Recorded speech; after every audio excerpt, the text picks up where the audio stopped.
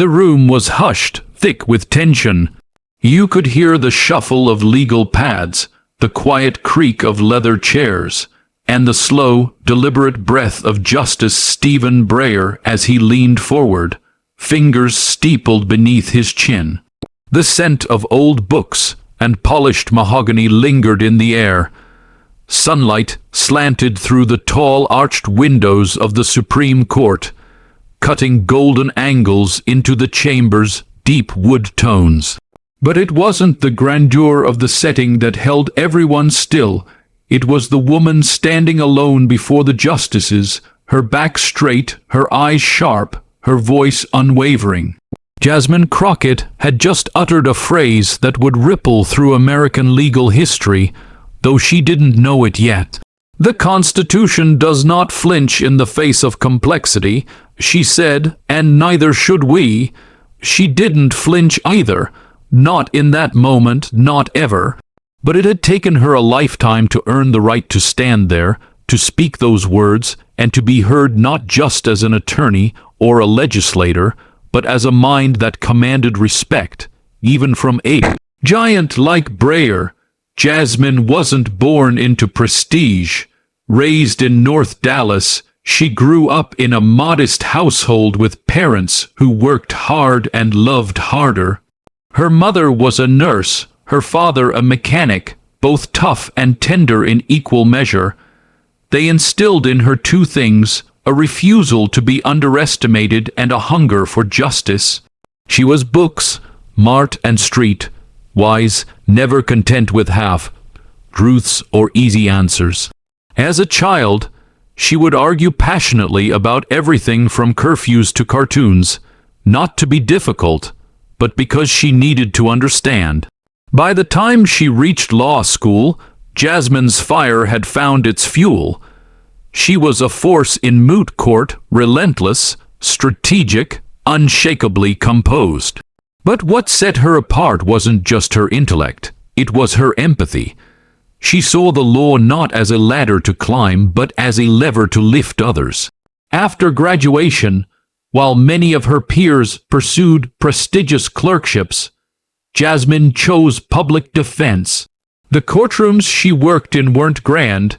They were crumbling buildings on the rough side of town, packed with clients who had long since given up hope. But Jasmine listened, and they saw in her what so many would later come to see: a rare mix of brilliance and heart. Meanwhile, Stephen Breyer, decades her senior, was a pillar of the judicial establishment, a philosopher on the bench, a lover of nuance, a man who saw the Constitution as a living document. He valued clarity, yes, but above all, he valued reason. For years, he'd watched the court shift, watched voices rise and fall, but nothing quite prepared him for Jasmine. Their paths first crossed in a congressional hearing where Jasmine, now a freshman representative from Texas, grilled a corporate executive with the precision of a surgeon and the fire of a preacher. Breyer, watching from his chambers, raised an eyebrow. It wasn't just her questions, it was her command of both the law and the moral weight behind it.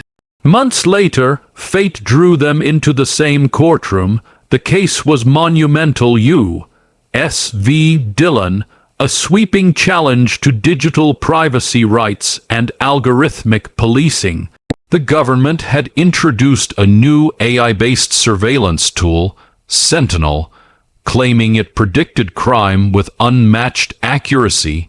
But civil liberties groups argued it disproportionately flagged people of color, especially in poorer communities.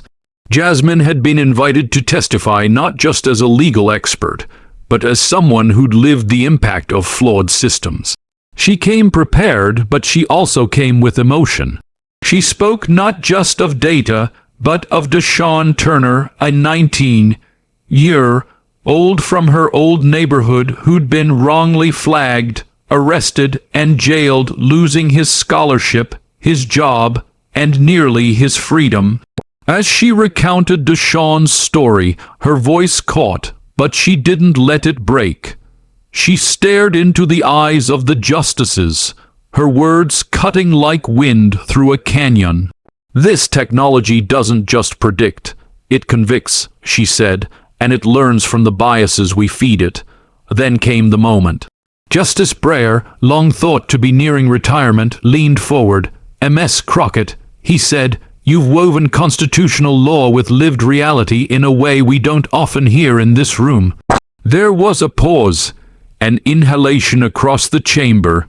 Jasmine nodded, then replied quietly, "Justice Breyer, the Constitution may have been written by men centuries ago, but its promises belong to every child today, especially the ones who have the least voice."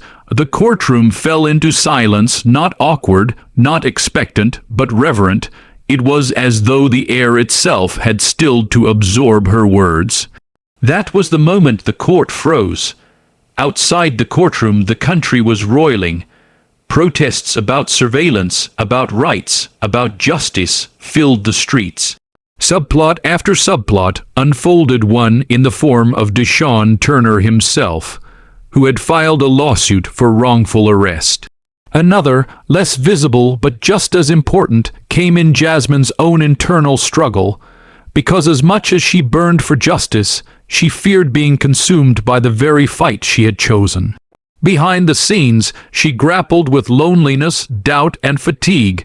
She missed birthdays, lost sleep, and sometimes wondered whether it was all futile.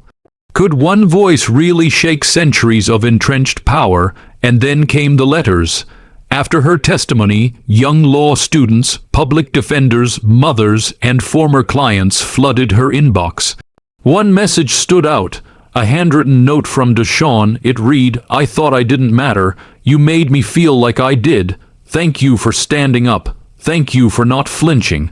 That night, Jasmine cried not from sadness, but from release, from the knowledge that maybe, just maybe, she was making a difference. The Supreme Court ultimately ruled against the government, citing due process concerns and the potential for racial bias in algorithmic data. Justice Breyer's majority opinion cited Jasmine's testimony multiple times, calling her arguments a modern reminder of why the Constitution must remain both firm and flexible. The ruling sent shockwaves through the legal world. Sentinel was pulled from deployment. New regulations on predictive policing were passed. A task force on tech equity was formed, and Jasmine was asked to help lead it. But perhaps the most unforgettable moment came later, at a legal conference hosted at Yale. Breyer, now retired, was asked to speak. Midway through his remarks, he paused, then turned to the audience. "There are moments in a career when you are humbled not by a peer, but by someone younger, bolder, and clearer than you ever were," he said. "Ms. Jasmine Crockett reminded me of the law's beating heart, and for that I will always be grateful." Jasmine, seated in the front row, blinked in shock. The room erupted in applause, but she didn't rise. She sat still, overwhelmed not with pride, but with purpose. Later, when asked by a reporter what that moment felt like, she simply said, "I didn't do it to be praised. I did it so kids like Deshaun can one day stand where I stood and know that their voice matters." And maybe that's the lesson.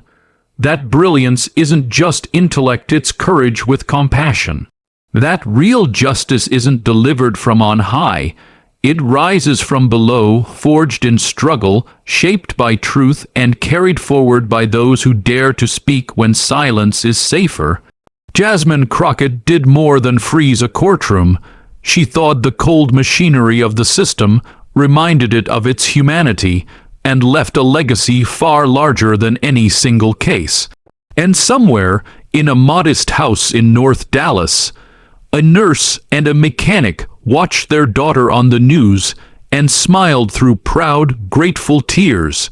Because she didn't flinch, and because she reminded the world that neither should we.